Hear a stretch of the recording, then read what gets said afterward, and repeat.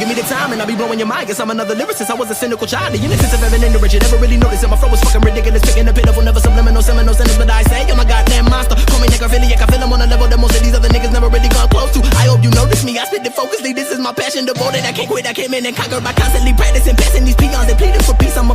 अब हम शुरू करने जा रहे हैं, ये मैक्रो एनवायरनमेंट क्या है मालिक? चलो शुरू करते हैं। चलो बेटा जी, अब हम लोग आते हैं मैक्रो एनवायरनमेंट के अंदर। अब भाई ये मैक्रो एनवायरनमेंट क्या है? माइक्रो तो समझ में आ गया आप लोग को, जो डायरेक्टली इन्फ्लुएंस करते हैं बिजनेस को। मैक्रो एनवायरनमेंट क्या है?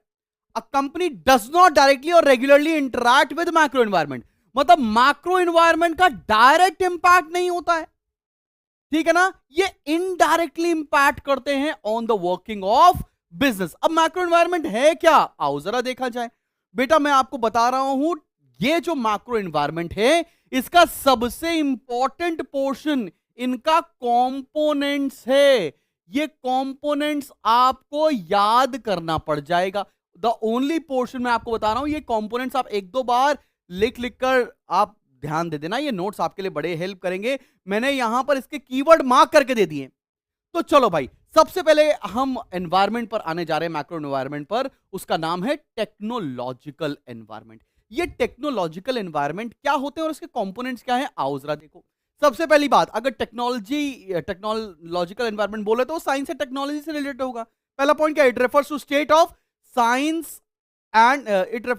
Of science and technology in the country. किसी भी देश के अंदर साइंस और टेक्नोलॉजी में कितना तेजी से ग्रोथ हो रही है, वो सब टेक्नोलॉजिकल एनवायरनमेंट के ऊपर आएगा। मैं तुमको पहले से बता रहा हूं, सबसे ज्यादा केस स्टडी आपको मैक्रो एनवायरनमेंट के ऑप्शंस पर आने जा रहा है।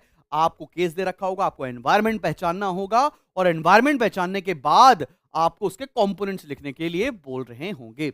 अगला देखो, technological environment depends upon several factors such as spirit of invention. कितना तेजी से इन्वेंशन करने की स्पिरिट है आपके देश के अंदर, इनोवेशन कैसा है among people, and facilities of research and development. R&D is research and development. आपके देश के अंदर कितना अच्छा रिसर्च एंड डेवलपमेंट एक्टिविटीज को प्रमोट किया जा रहा है, कितनी तेजी से आपकी कंट्री इनोवेट कर रही है, कितनी तेजी से आपकी कंट्री में इन्वेंशंस हो रहे हैं, इसके ऊपर डिपेंड होता है टेक्नोलॉजिकल एनवायरनमेंट। थर्ड बात बोला है, technological environment have significant influence on industry and commerce. मतलब इंडस्ट्री के ऊपर और कॉमर्स, ट्रेड एंड कॉमर्स के ऊपर बहुत डायरेक्ट इंपैक्ट होता है, बिकॉज जितना टेक्नोलॉजी एडवांस होगा उतनी तेजी से आपका प्रोडक्शन एक्टिविटी भी इफेक्ट होंगे। As technology advances, productivity and quality improves. यही बात मैं अभी आपको बोल रहा था।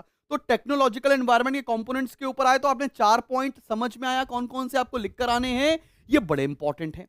अगले एनवायरनमेंट के ऊपर आ जाते हैं, और अगला एनवायरनमेंट क्या है मेरी जान? ये है इकोनॉमिक एनवायरनमेंट। जब हम बात करते हैं इकोनॉमिक एनवायरनमेंट की, हम बात करते हैं पैसे से रिलेटेड चीजों की, ठीक है ना? सीधा सीधा बात यहां पर पैसों से हो रही होगी। तो पहला आप समझते हैं ना भैया कि क्या हो रहा है।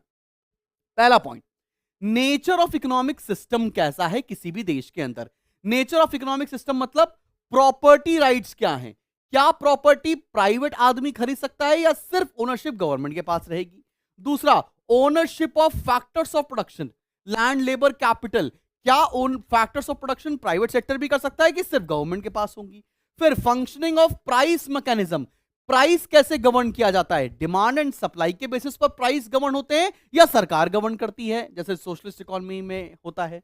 दूसरा, रोल ऑफ पब्लिक सेक्टर, क्या पब्लिक सेक्टर का क्या रोल है, क्या वो प्राइवेट सेक्टर को प्रमोट कर रहे हैं या उनसे कॉम्पीट कर रहे हैं। तो नेचर ऑफ इकोनॉमिक सिस्टम किसी देश का कैसा है, उसके अंदर ये 4 पॉइंट आपको समझ में आने चाहिए। इसके ऊपर इकोनॉमिक एनवायरनमेंट गवर्न करता है। दूसरा, structural anatomy of the economy, बहुत इंपॉर्टेंट पॉइंट है अगेन ये। Structural anatomy of the economy का मतलब क्या है? ऑक्यूपेशनल डिस्ट्रीब्यूशन ऑफ लेबर क्या है, कौन सा लेबर क्या काम कर रहा है। दूसरा, स्ट्रक्चरल ऑफ नेशनल आउटपुट, हमारा देश कितना प्रोडक्शन कर रहा है। अगला, equilibrium between different sectors, agriculture sector, industrial sector जिसको मैन्युफैक्चरिंग सेक्टर बोलते हैं, और सर्विस सेक्टर, इनके बीच में ये कितना कंट्रीब्यूट करें, इसमें कितना इक्विलिब्रियम है। तो इसके ऊपर भी डिपेंड करता है हमारा इकोनॉमिक एनवायरनमेंट। थर्ड बात जो कही जा रही है वो है organisational development of capital market. एक देश के अंदर कैपिटल मार्केट कितनी तेजी से डेवलप कर रहे हैं। इकोनॉमिक पॉलिसीज किस देश में क्या फॉलो होंगी, इंडस्ट्रियल पॉलिसी क्या है, मॉनिटरी पॉलिसी क्या है, फिस्कल एंड ट्रेड पॉलिसी क्या है, किसी देश की, इन पॉलिसीज के ऊपर भी इकोनॉमिक एनवायरनमेंट डिपेंडेंट है। देन आपको देखना है कि मार्केट कंडीशन कैसी है, इन्फ्लेशन चल रहा है, डिफ्लेशन चल रहा है, प्रोस्पेरिटी है, रिकवरी है, कौन सा फेज चल रहा है। Means of production and distribution of wealth एक अगला पॉइंट है। तो अभी इकोनॉमिक एनवायरनमेंट इन सारे कंपोनेंट्स के ऊपर डिपेंडेंट होता है। इकोनॉमिक एनवायरनमेंट का मतलब क्या है, देश में पैसों का लेन देन कैसा हो रहा है, आसान भाषा में, और इसका इंपैक्ट इनडायरेक्टली आपके बिजनेस में तो पड़ेगा ही पड़ेगा। समझ में आ रही है बेटा बात? ये आपके लिए लिख कर दे रहा हूं, ये नोट्स बहुत इंपॉर्टेंट है, डाउनलोड कर लेना, फ्री में अवेलेबल है सबके लिए भाई, बस आपको जाना है एप्लीकेशन के ऊपर और डाउनलोड कर लेना है। अगले पर आते हैं, और अगला है हमारा पॉलिटिकल एनवायरनमेंट। हमारे देश में सरकार कैसी है, कितनी स्टेबल है, मतलब it consist of forces concerning management of public affairs and their impact on business. भैया पब्लिक मतलब गवर्नमेंट का कैसा रोल है और उसका इंपैक्ट कैसा हो रहा है बिजनेस पर, यह देखना है। सबसे पहला कॉन्स्टिट्यूशनल फ्रेमवर्क, हमारे देश का संविधान कैसा है और हमारे देश का जो कॉन्स्टिट्यूशन है वो कितना ज्यादा ईज ऑफ डूइंग बिजनेस पर बिलीव करता है। दूसरा, पॉलिटिकल सिस्टम कैसा है, हमारे देश में स्टेबिलिटी है गवर्नमेंट की या इनस्टेबल गवर्नमेंट है। पॉलिटिकल स्ट्रक्चर कैसा है, मतलब सेंटर और स्टेट के रिलेशन कैसे, मतलब ऐसा तो नहीं कि सेंट्रल में अलग गवर्नमेंट हो और स्टेट में अलग गवर्नमेंट हो तो और आपस में ये दोनों एक दूसरे को काम ना करने दें, तो इनका रिलेशन कैसा है। Third, foreign and defence policies कैसी हैं हमारे देश के अंदर। फॉरेन डिफेंस पॉलिसीज मतलब क्या, हम बहुत एग्रेसिव हैं या हम बहुत सबमिसिव हैं या हम बहुत ही डिप्लोमेटिक हैं, किस तरह की पॉलिसीज फॉलो करते हैं।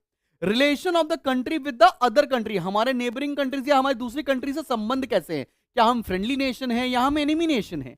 अगला, पॉलिटिकल प्रोसेस क्या है, मतलब पार्टी सिस्टम है, हमारे देश में इलेक्शंस होते हैं, हमारे देश में फंडिंग होती है, क्या क्या चीजें हैं, वो सब कुछ पॉलिटिकल एनवायरनमेंट पर आएगा। और तुम कमेंट करके मुझे बताना क्या पॉलिटिक्स देश में बिजनेस को इंपैक्ट करती है इनडायरेक्टली या डायरेक्टली, आप मुझे जरूर बताइए।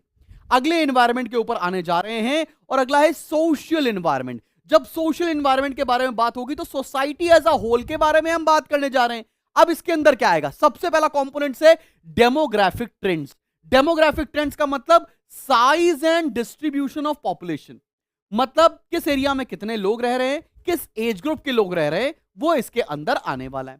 दूसरा, इसके अंदर क्या आएगा, age composition, male female ratio और इनकम डिस्ट्रीब्यूशन। बात समझ में आ रही है आपको, किस एज के लोग रह रहे हैं, कितना इनकम कमाते हैं, और उसके बाद हमने बताया मेल फीमेल रेशियो क्या होने जा रहा है, ये सब कुछ आएगा डेमोग्राफिक ट्रेंड्स के अंदर। जैसे बोलते हैं ना, भारत एक बहुत अमीर देश है क्योंकि यहाँ पे बहुत सारे लोग जो हैं वो मिडिल एज है, मतलब यंग एज वाले लोग हैं, इसलिए जवान देश बोला जाता है भारत को। अगला, सोशल एटीट्यूड्स, हमारे देश के कस्टम्स कैसे हैं, रिचुअल्स कैसे हैं, ट्रेडिशंस कैसे हैं, उसको भी पढ़ना। सोशल एनवायरनमेंट, अगर मान लेते हैं कि अगर बहुत रिलीजियस प्लेस है तो आप वहां पर ऐसा बिजनेस नहीं कर सकते हैं जो अल्कोहल या ऐसे फूड प्रोडक्ट्स जो वहां पर ब्लॉक्ड हैं या बैंड है, आप वो वहां पर बिजनेस नहीं कर सकते हो, it is not socially acceptable. अगला, फैमिली स्ट्रक्चर कैसा है, हम न्यूक्लियर फैमिली हैं या हम जॉइंट फैमिली में रहते हैं। देन एजुकेशन लेवल कैसा है, यहाँ पे कितने लोग पढ़े लिखे हैं।